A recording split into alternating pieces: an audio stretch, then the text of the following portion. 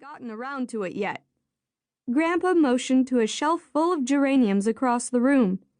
"You can do that now if you like." "Sure, Grandpa." Rachel had fertilized plants before, so she knew just what to do. She hurried to the back room and took out the bottle of liquid fertilizer.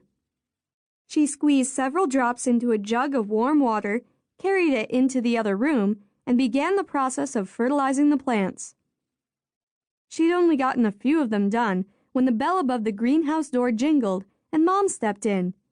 Her forehead was wrinkled, and she didn't look one bit happy. "Jacob said you didn't do your homework or any of your chores before you came out here," she said, peering at Rachel over the top of her metal-framed glasses. Rachel swallowed hard. I was planning to do them later, after I finished helping Grandpa in the greenhouse." Mom slowly shook her head. "You know you're not supposed to come out here until your homework and chores are done. When are you going to grow up and start acting more responsible, Rachel?" Rachel's cheeks felt like they were on fire as she stared at the floor and struggled not to cry. She didn't like it when Mom scolded her. It made her feel like a baby. I just like being here so much, and I know you like being here." Mom's voice softened a bit. She touched Rachel's chin, raising it so Rachel could look at her face.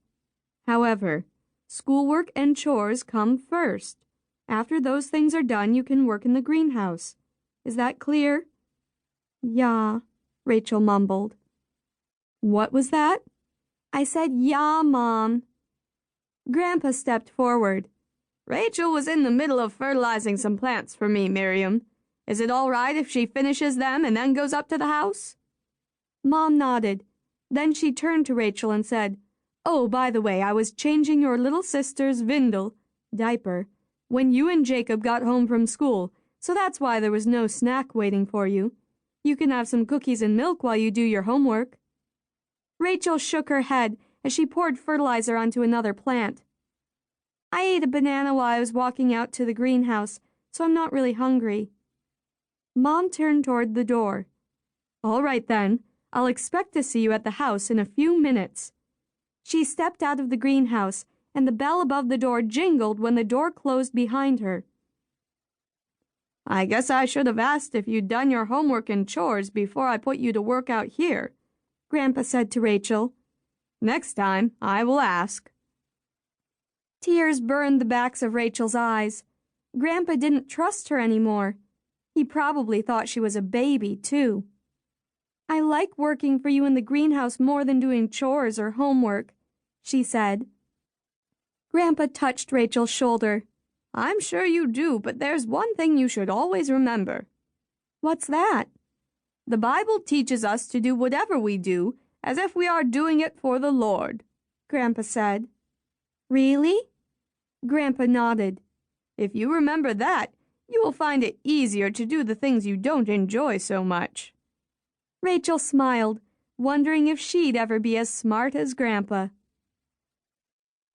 When Rachel returned to the house, she found Mom peeling potatoes at the kitchen sink. "Is it time to start supper already?" Rachel asked. Mom shook her head.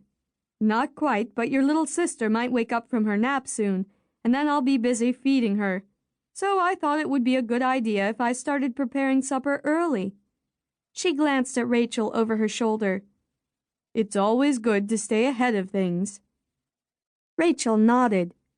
"Should I do my homework first or start on my chores?" "You'd better do your chores first. Now that summer's over, it gets dark earlier than before." "Okay. What chores do you want me to do?" Rachel asked. "Let's see now. Jacob is cleaning the chicken coop, which I was going to ask you to do before you went out to the greenhouse." Rachel wrinkled her nose. Cleaning the smelly chicken coop was not her favorite thing to do. She was glad Jacob had been asked to do it this time. Mom held the potato peeler out to Rachel. "If you'd rather do an inside chore, you can finish peeling the potatoes while I take the dry clothes off the line." Rachel frowned. The last time she'd peeled potatoes, she had nicked her finger.